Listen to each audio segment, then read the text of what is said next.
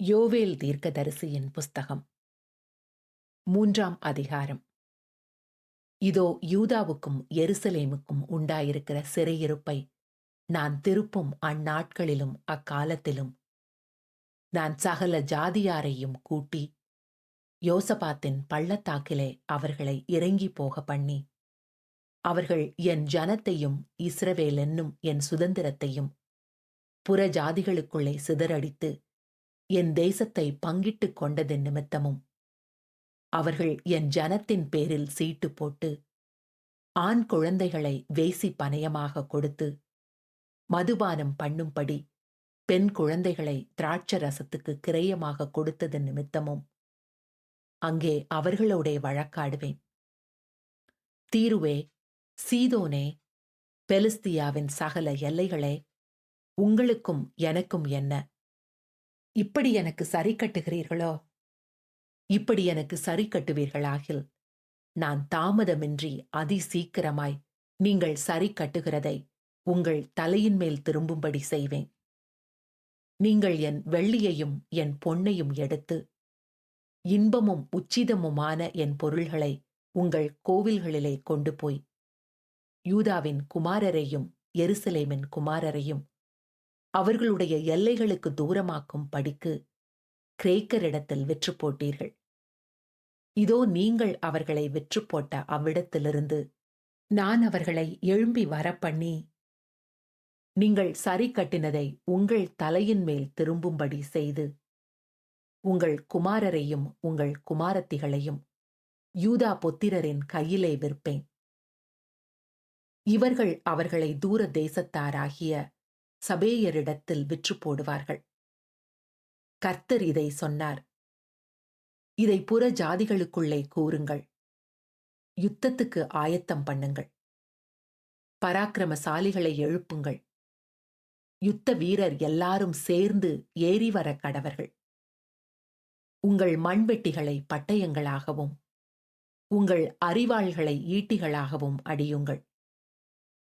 பலவீனனும் தன்னை பலவான் என்று சொல்வானாக. சகல ஜாதிகளே, நீங்கள் சுற்றிலுமிருந்து ஏகமாய் வந்து கூடுங்கள்.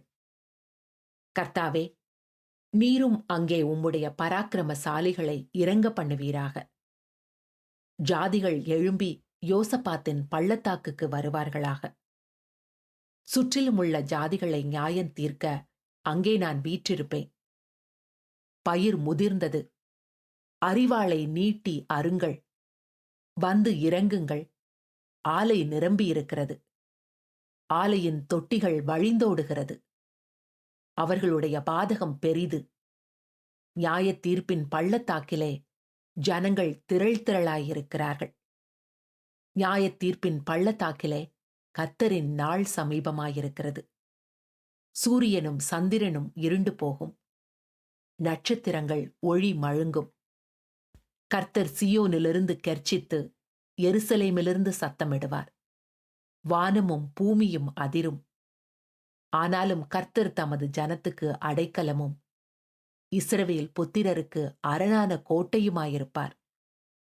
என் பரிசுத்த பர்வதமாகிய சீயோனிலே வாசமாயிருக்கிற நான் உங்கள் தேவனாகிய கர்த்தர் என்று அப்பொழுது அறிந்து கொள்வீர்கள்.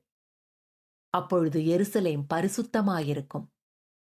அந்நியர் இனி அதை கடந்து போவதில்லை. அக்காலத்தில் பர்வதங்கள் திராட்ச ரசத்தை பொழியும். மலைகள் பாலாய் ஓடும். யூதாவின் ஆறுகள் எல்லாம் பிரவாகித்து ஓடும். ஒரு ஊற்று கர்த்தருடைய ஆலயத்திலிருந்து புறப்பட்டு சித்தீம் என்னும் பள்ளத்தாக்கை நீர் பாய்ச்சலாக்கும். யூதா புத்திரரின் தேசத்திலே குற்றமில்லாத இரத்தத்தை சிந்தி அவர்களுக்கு செய்த கொடுமையின் நிமித்தம் எகிப்து பாழாய்ப்போகும். ஏதோம் பாழான வனாந்திரமாகும். ஆனால் யூதாவோ சதா காலமாகவும் எருசலேம் தலைமுறை தலைமுறையாகவும் குடியேற்றப்பட்டிருக்கும். நான் தண்டியாமல் விட்டிருந்த அவர்களுடைய இரத்தப் பழியை தண்டியாமல் விடேன். கர்த்தர் சீயோனிலே வாசமாயிருக்கிறார்.